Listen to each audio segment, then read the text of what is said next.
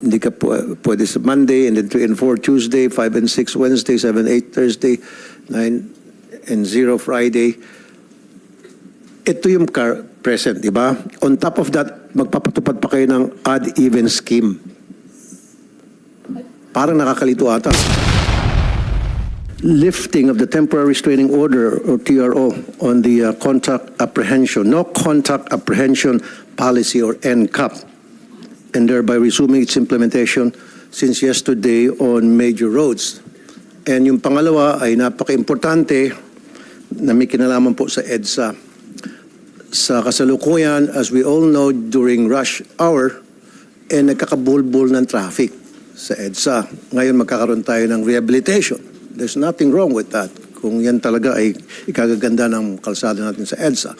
Pero ano bang programa meron ng ating pamahalaan, especially ang DOTR, para ma-address yung problema sa traffic? Isinagawa ngayong araw na ito ang Senate Committee on Public Services, katuwang ang mga komite ng Public Works at Finance, ang isang mahalagang pagdinig hinggil sa planong muling pagpapatupad ng No Contact Apprehension Policy, NCAP, at ang nakatakdang rehabilitasyon o rebuild ng EDSA, ang pangunahing kalsada sa Kalakhang, Maynila. Sa harap ng mga lumalalang problema sa trapiko at disiplina sa kalsada, muling ibinabalik sa talakayan ng NCAP, isang automated na sistema ng pagtiket sa mga motorista sa pamamagitan ng CCTV at iba pang teknolohiya, nang walang pisikal na paghuli ng mga enforcer. Ayon kay Senadora Grace Poe, tagapangulo ng Committee on Public Services, mahalagang may balanse ang karapatan ng mga motorista at ang pangangailangan para sa disiplina sa kalsada. Hindi natin sinasabing perpekto ang NCAP, pero hindi rin natin pwedeng balewalain ang potensyal nito sa pagpapababa ng aksidente at pagsasaayos ng daloy ng trapiko, ani Poe. Dagdag pa niya, kailangan ng mas malinaw na patakaran sa implementasyon, kabilang ang tamang impormasyon sa publiko at due process para sa mga hinihinalang lumabag. Kasabay nito, tinalakay rin sa pagdinig ang ambisyosong planong EDSA Rebuild na layong gawing mas matatag, epesyente, at makabago ang EDSA upang masakiyan ang lumalaking populasyon at masiguro ang kaligtasan ng mga gumagamit nito. Kasama sa plano ang pag-upgrade ng drainage systems, pagpapalawak ng ilang bahagi, at pagsasama ng smart traffic technologies. Ayon sa Department of Public Works and Highways, DPWH, aabot sa higit 100 na bilyong piso ang tinatayang halaga ng proyekto na posibleng isagawa sa yugto-yugto sa loob ng ilang taon upang maiwasan ang matinding abala. Iminumungkahi rin ang pakikipagtulungan sa pribadong sektor sa pamamagitan ng Public-Private Partnership (PPP). Samantala, ipinarating ng ilang senador ang pangamba sa posibleng pagtaas ng buwis o paglala ng traffic habang isinasagawa ang proyekto.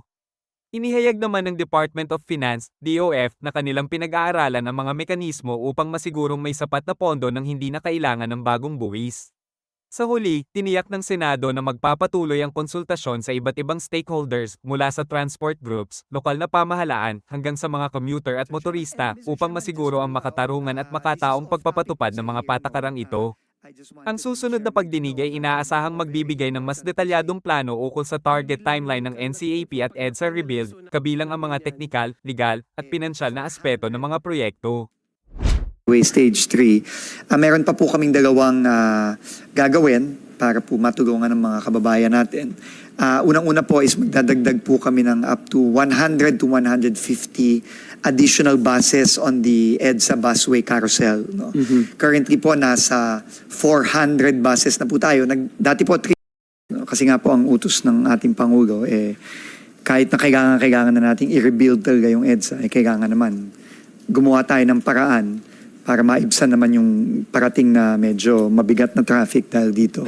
So for DOTR po, meron pong 3 kaming initial na pinropose at ginagawa na po namin ito as we speak. No? Para po pagka simula na po nung kasagsagan ng construction sa EDSA, in place na po ito para sa mga kababayan natin. Unang-una po, and nagpapasalamat po tayo, Mr. Chairman, na inimbitan nyo din po ang San Miguel Corporation. Ang isa po kasing paraan is mai-divert natin to somewhere else yung traffic para hindi sa EDSA lahat pa rin ng daan. No? And one major diversion is really Skyway. No? Kaya lang ang problema ho siyempre sa Skyway, may bayad po yun. No? At siyempre mabigat po sa ating mga kababayan yon. So what we proposed po, and we proposed this to San Miguel Corporation about a month ago pa, At ngayon, kasalukuyan na pong nag-uusap kami with San Miguel on how to execute it. Yung ipapalibre po muna natin ang toll sa isang partial segment ng Skyway Stage 3 during the construction of the EDSA rebuild. No? Kasi po para talagang ma-incentivize yung mga kababayan nating umakyat sa Skyway dahil nga po libre ito, walang bayad. So that is ongoing po right now, Mr. Chairman, and we'd like to thank San Miguel and Mr. Ramon Ang for being open to this and agreeing already in principle. Ang kailangan na lang pong gawin dito is kailangan i-finalize po yung mekanismo kasi hindi din po biro yung bigla pong dadagsa yung sasakyan sa Skyway kasi How about yung structure? Baka magkaroon ng structural problem doon pag kakayanin ba pag nagkaroon ng bigat ng traffic? according sa to the Skyway? engineers naman po, I don't think it will be an issue. No? Kaya naman po ng Skyway yon. Ang more important is yung traffic management with the help of MMDA and the LGUs. No? Kasi ang magiging problema po dyan yung pag-iimbudo sa Right. exit and entrance to the Bottleneck. Skyway, yung paakyat at pababa. So yun po talaga ang big challenge. No? So we will need proper traffic management which San Miguel has asked assistance from the government kasi hindi nila kakayanin na yung mga enforcer lang nila ang tutulong sa ano. And especially yung pagbaba. Halimbawa po, Mr. Chairman, yung Quezon Avenue, no, yung pababa po ng Quezon Avenue sa Skyway Stage 3, ano po yan, no? That will be a challenge. No? So, kailangan po talagang magtutulungan ng MMDA, ang San Miguel, at ang LGU. No? Kasi hindi lang po yung pababa, pati yung pag-flow sa baba na. No? Kailangan tuloy-tuloy po yung daloy doon. No? So, those are the challenges. And of course, ang Toll Regulatory Board naman po, yung pong in charge sa regulation, sa regulatory ng San Miguel, mag-uusap na po kami with San Miguel ngayon para naman may reprieve, may bawi ang San Miguel kasi hindi naman medyo mabigat po ang revenue losses diyan, no?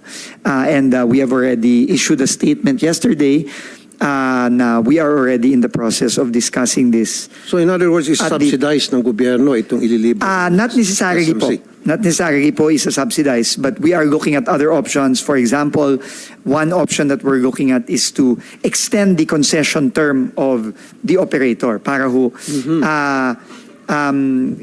hindi naman mabibigatan ang San Miguel dahil meron naman pong reprieve sa kanya. At the same time, wala pong kailangan ilabas na pondo ang gobyerno in terms of a subsidy. At pumayag ang SMC? We are looking into that po now. Those are one of the things we're discussing now. No? And we're confident po na makakahanap po tayo ng solution dyan. Well, binagit nyo ng SMC. SMC, ano pong reaction nyo tungkol doon? Saan ba? Ito ba yung SMC? Attorney Melissa Tagarda. Good morning, Mr. Chair. Good morning, Sec. Vince. Yes, we are just ironing the details with the OTR. Of course, we're always ready to help the government. Kaya nga po kami palaging may mga PPP projects. We want to be partners of the government. But we're open to yung mga remedies that can be done. Yung like what Sec. Vince said, yung extending the concession agreement. For as long as it's fair, no, to San Miguel, because since PPP kami, meron din naman kaming invest into that project. But we are ironing the details with the OTR so that we can make it easy for everyone, especially to the commuters. So ito ay sa stage 3, sabi nyo, Secretary. Apa. So, libre lahat ng mga sasakyan na madadivert doon sa stage 3 ng sa SMC. Pero Segment lang po ang segment. pinag-uusapan namin ngayon. Sa segment. Opo, segment lang po. Hindi naman po yung segment. manggagaling halimbawa ng Alabang. No? Hindi okay, naman so po, identified natin. kasama po yun sa pinag-uusapan po nung ating technical working group with San Miguel. And ito ba MMDA. 24/7? Kasi I understand this will take 1.5 years to complete the rehabilitation. Yun po ang program sa sabi EDSA. ng DPWH, Mr. Chairman. Okay. So 24/7, lahat ng sakyan for 1.5 years, libre a certain segment. Doon That sa- is currently the proposal, our proposal on the table. Para hindi confusing, hindi na Anyway, magbibigay naman po tayo ng fair and reasonable reprieve to San Miguel. Para lang hindi na magulo. Good. Opo. Now, Okay. Baka naman babawiin ng SMC yung kanilang losses by increasing the toll fee. Hindi kaya- Ano ho yan, no? Yan po hindi po nag-agree ang Pangulo dyan. No? Kailangan Okay. po ang gagawin natin dito walang increases. Apart from the regular increases, kasi may regular increase naman Right. po talaga yan, no? Under the contract. No? Pero for this, the objective is walang toll fee increase. Mag-uusap po kami ng ibang mga bagay na pwedeng mabigyan ng fair and reasonable reprieve ang San Miguel Corporation. Okay. Such as a possible extension of the concession term. Good. Now, itong current number coding scheme wherein pag halimbawa 1 and 2, hindi ka pwede sa Monday, and then 3 and 4 Tuesday, 5 and 6 Wednesday, 7, 8 Thursday, 9 and 0 Friday. Ito yung present, di ba? On top of that, magpapatupad pa kayo ng odd-even scheme. Parang nakakalito ata. Mr. Chairman, siguro po, no, if I may, before MMDA response, kausap ko po kasi si Chairman Don kahapon bago niya in-announce ito. No? We just want to make it very clear, Mr. Chairman, to clarify lang po sa inyo at sa ating mga kababayan na ito pong idea na ito ay, ang proposal po ng MMDA ay i-dry run po muna ito for 1 month starting June 16. No? So, essentially po, ida-dry run po itong pinapakita nyo ngayon sa screen, Mr. Chairman. Pero habang dinadry run po ito, wala pong huli, walang violation, pero makikiusap lang po tayo ng cooperation ng publiko para lang po makita kung talagang magiging epektibo ito o hindi. For 1 month. Ngayon, i-assess po ng MMDA yan sa pagkakaintindi ko, Attorney Vic. After 1 month, kung yan po ay may mapatunayan na epektibo, meaning napababa po talaga significantly ang number of vehicles, no, sa EDSA, yan na po ay pag-uusapan ng ituloy-tuloy. No? Pero kung yan po ay makita na medyo either hindi effective or kaunti lang ang naging epekto, i-rethink po yan. Kasama lang po ito sa mga, kumbaga, out of the box na iniisip ang MMDA. So, para lang po hindi kabahan masyado. Kasi lahat po tayo, Mr. Chairman, lahat po tayo gumagamit sa EDSA.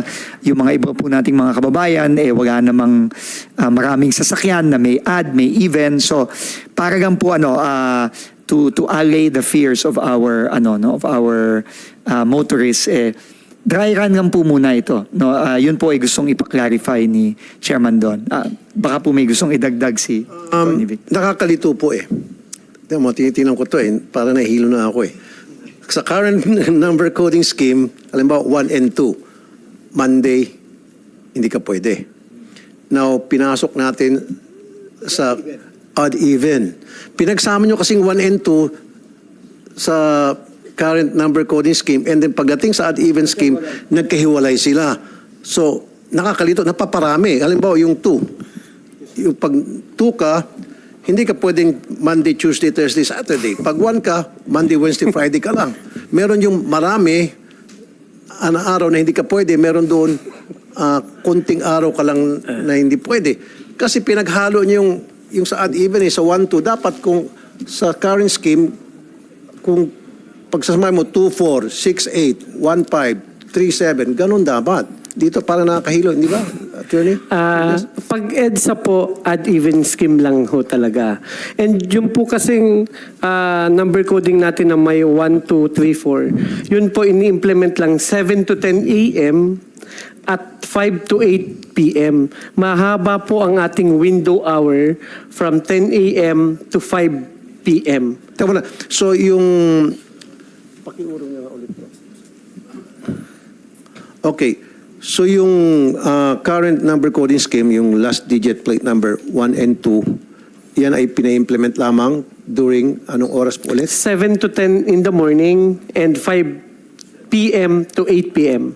7 to 10 and then 5 to 8. So Yes. rush hour lamang. Yes po. So technically, kung lalabas ka from 10 a.m. to 5 p.m., it's free. you can use your car. Pero yung sa odd-even, That's absolute po whole day absolute yun. sa EDSA. That's why may binigay naman pong magandang alternative ang DOTR through the help of SMC Corporation na i-free yung toll fee sa stage 3 ng Skyway. And aside from that, si Sec Vince, yung binanggit mo kahapon, they will also add 100 buses. Opo. On the part of DOTR po, Mr. Chairman, so aparte po dun sa pagpapalibre ng Skyway, segment ng Skyway Stage 3, meron pa po kaming dalawang gagawin para po matulungan ng mga kababayan natin. Unang-una po is magdadagdag po kami ng up to 100 to 150 additional buses on the EDSA busway carousel. No? Currently po, nasa 400 buses na po tayo. Dati po, 350. Nagdagdag po tayo last month ng 50. Ngayon po ay 400 na. Magdadagdag po tayo ng up to 550 total. So, up to 150 buses sa mga susunod na linggo, susunod na buwan. Ikalawa po, dito po ang MRT3 management din natin. Currently po, we have 20 trains running, 20 train sets, no? Combination of 3-car train sets and 4-car train sets. Currently running on MRT3. Okay. Magdadagdag pa po tayo ng either 1 to 2 more, no, in the coming months, no. Sasagarin po natin sa abot ng ating makakaya, pati na rin po yung mga rinirehabilitate po natin ng mga tren currently na sinoservice, pipilitin po natin magdagdag para lang po makapagdagdag ng capacity sa MRT3. Para po sa information ng chairman, bawat bagon po, no, yung bagon, 400 passengers capacity po yan, bawat bagon. So kung magdadagdag po tayong assuming ng dagdag na 3, 1,200 po kagad yon. Kung magdadagdag tayo ng 4, 1,600 and so on and Ilan so ang forth. bago na idadagdag natin, Sec, at saan manggagaling yung bago na yun? Meron po tayo kasing mga reserba. Hindi ba itong Dalian trains? Hindi po, hiwalay pa po. Yung Okay. Dalian trains po kasi, yun nga po, no? In fact, napakaganda po nung sinabi nyo, Mr. Chairman. Pinipilit ko nga po na sana magamit na natin finally, no, itong mga Dalian trains na ito. Ang problema po, yung ating maintenance operator, yung Sumitomo of Japan, hindi pa po siya kampante as of now na gamitin pa po yon for safety reasons. Marami pa po silang ginagawang pag-aayos at pagtetest. No, pero pinapamadali ko po yan kasi 30 po yan, sayang po yan eh. Napakadami po nung Dalian trains na yan. Kaya lang, alam niyo naman po yung nangyari nung nakaraan, no, kailangan pong ayusin, kailangan may babaguhin at kailangan siguraduhin na safe siya na gamitin ng ating mga kababayan. But as of now, nasabi po sa atin ng MRT3 na makakapagdagdag tayo ng hopefully 3 to maybe 5 more trains. 3 to 5. Opo. In the coming months. Pero kailangan po talagang siguraduhin muna ng Sumitomo na safe sila. Kasi inaayos pa po yan as we speak. But I think 3 trains in the next few weeks makakapagdagdag na po tayo. So at least 1,200 passengers po ang may dadagdag natin na makakasakay sa MRT3. No? At any given time. No? Okay. Pero nag-iisip pa po tayo, Mr. Chairman, no? Sabi nga po natin kahapon, initial pa lang po yan. Right now po, nag-iisip pa po tayo, no? We are racking our brains to really find other ways, no? to help our commuters. So, habang ongoing yung rehabilitation sa EDSA, so paano itong NCAP? Kasi, especially dun sa number scheme. Yes. I think naniniwala ho kami na yung NCAP makakatulong ng malaki sa pagbawas ng kalsada, especially during the EDSA rehab. Because on the first day alone, na-monitor ho namin for the entire day ang nag-violate kahapon 1,112. As compared ano mga violations to na ito? as mostly disregarding traffic sign, EDSA bus lane, motorcycle lane violation sa Commonwealth, Basically, yun po. And dun sa mga loading and unloading na violations. Pero as compared po last week, May 19, Monday, ang na-register ho namin is 3,982 sa no contact. Kasi even naka-TRO ho kami, minomonitor pa rin namin yung mga violators sa aming CCTVs. And May 19, Monday, naitala ho namin recorded 3,982. Samantalang kahapon, nung nagsimula ang NCAP, 1,112 lamang hanggang midnight. So makikita natin na nagbawas ng 2,800 violators. So it's really a deterrent, and lalong-lalo na po alam naman natin mga Pilipino para-paraan, kapag coding siya 7 to 10, maraming lumalabas, so nakakapture namin yan. Eh kapag may enforcer, sisingit-singit, iiwas, Naiwasan. pupunta sa pinaka-left, so hindi na siya makikita. But kahapon po, kahit ako nagulat, maluwag kasi yung mga usual na nagba-violate ng coding, hindi po lumabas nung alas 7 hanggang alas 10 ng umaga. So, yung 2,800 na mga nagba-violate, malaking bagay ho yun. Especially kapag nagsimula na ang EDSA rebuild sa June 13. Okay, papakita lang tayo ng video. Yung mga sentimento ng mga motorista tungkol sa problema sa EDSA or yung mga magaganap na EDSA rehabilitation. Ito yung mga concerns nila, Comsec.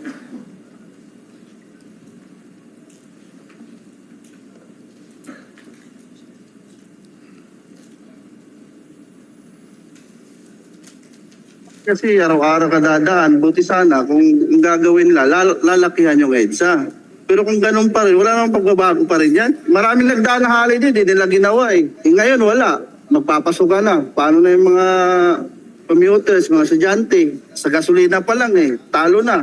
Hihirapan kami sa mga TMBS. Kasi kadalasan talaga, yan ang dinadaanan namin, EDSA. Eh yun ngang hindi pa nire-rehab, matraffic na. Yung pa kayang 2 linya lang o isa lang yung gagamitin, di ba?